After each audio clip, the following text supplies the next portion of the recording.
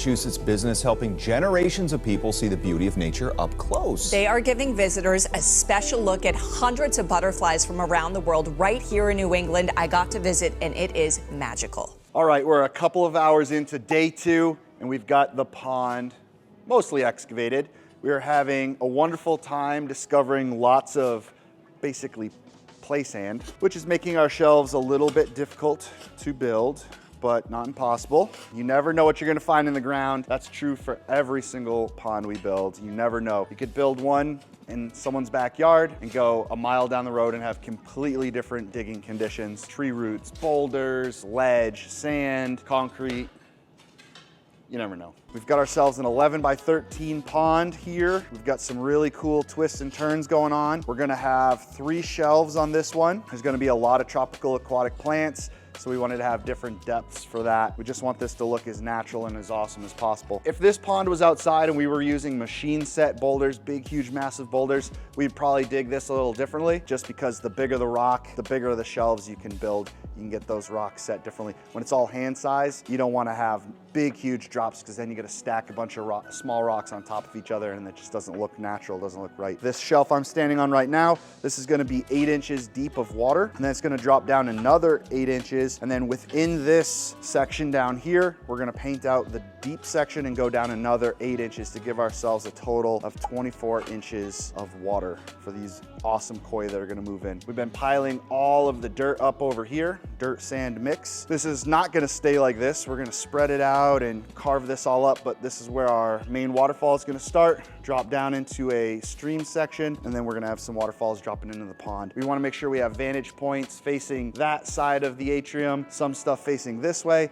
so no matter how many people are in here viewing the pond at one time or where they are in the atrium, there's gonna be something for them to see. And if they're way down on the other end on those paths, they'll be able to see the waterfalls and it'll draw them over, like, oh, let's go see what's over there. What's going on, knuckleheads? Just put in the skimmer for the pond. It's a key part before we start rocking so we can know where to put our frame rocks.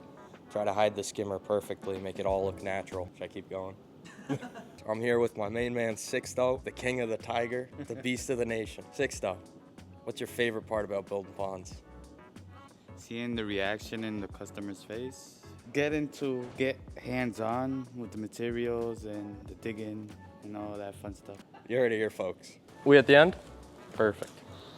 Gorgeous. Just take that and put it on it. Thank you, sir.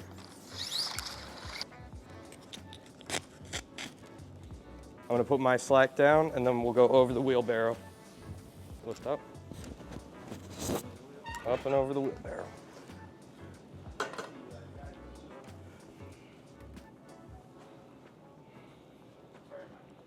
You're good. Right there. Are you able to walk in here very carefully and not knock anything down? Just clean the bottom of the tamp off so there's no sand, and just kind of walk around and lightly flatten the bottom out. Don't go anywhere near the little shelves. You know what I mean?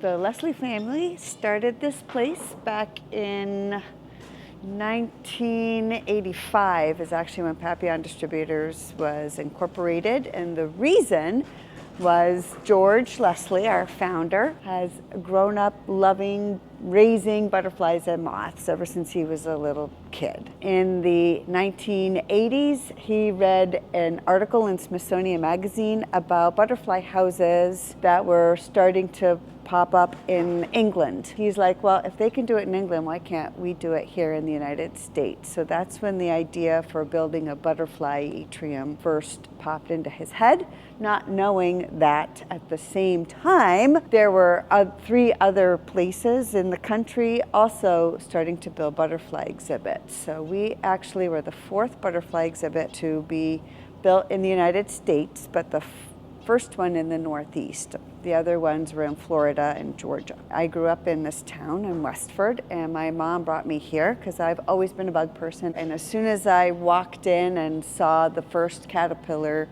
I fell in love. And I was like, I have to work here. And my mom's like, go ask him for a job. And he said, no.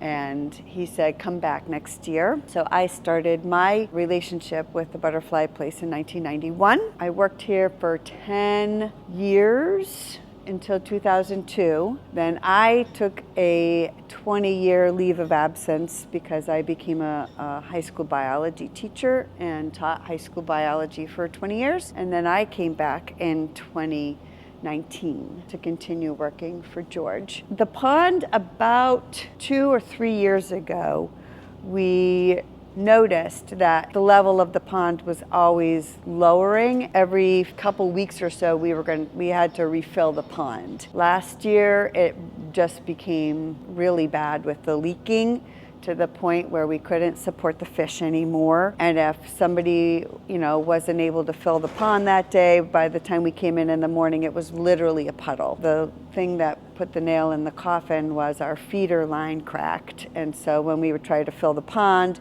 our path flooded and became like a water hazard for guests. I started doing research and I came across your place. Tim reached right back out to me and was very enthusiastic and very positive, and he came out and surveyed the situation and said, we're going to do more than just replace this pond. We are going to update it. We're going to make it a focal point, because at that point it just looked like a mud puddle. We weren't sad when guests didn't know we had a pond, and then we went online and looked at Sean's work, and when Sean came in, he continued that vibe of, this is going to be so great. You have no idea. It's going to look so good. We've been let down by people that promised the world in the past. This company has been very upfront with, this is when we're going to come.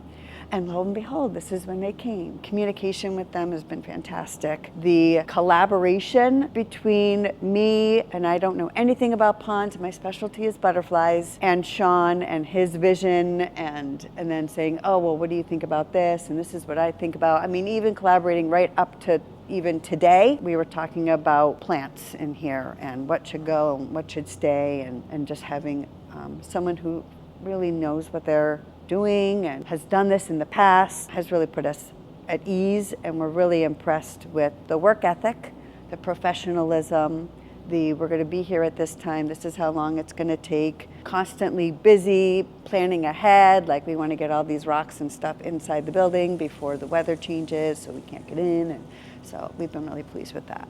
It's going to be a focal point, I think. So we recently had our roof redone, and so a lot of our tall plants we had to remove. We have a lot of weddings here. No one ever got their picture taken in front of the pond before, and so I'm envisioning that new couples are going to have their wedding photos here. I think the birds are also going to enjoy it. So we fly finches and they like using bird baths. And so I think that's going to also be an additional focal point. We're super excited about waterfalls. We can't wait to see how Sean's vision turns out with our waterfalls. Mostly we do weddings.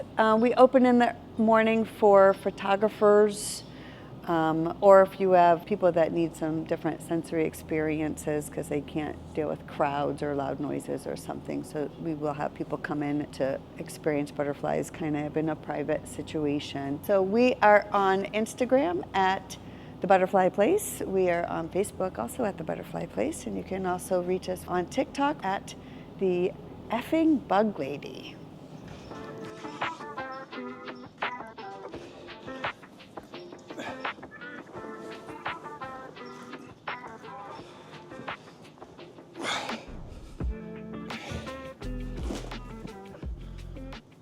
All right, 6, pull to you. Hold on, Mace. You got enough, 6, though? I'd rather the slack go this way towards 6, though. We don't need a ton on that side. Probably good? Good, good, good. Is this the safest way to walk in? Just careful of the shelves with your big, huge feet. Hey guys, we just put the liner and underliner in. Getting to the final parts before we start rocking. This is my boy, Jeffrey. He's a good rock. He's the best rock, and he's gonna be our first rock in this pond.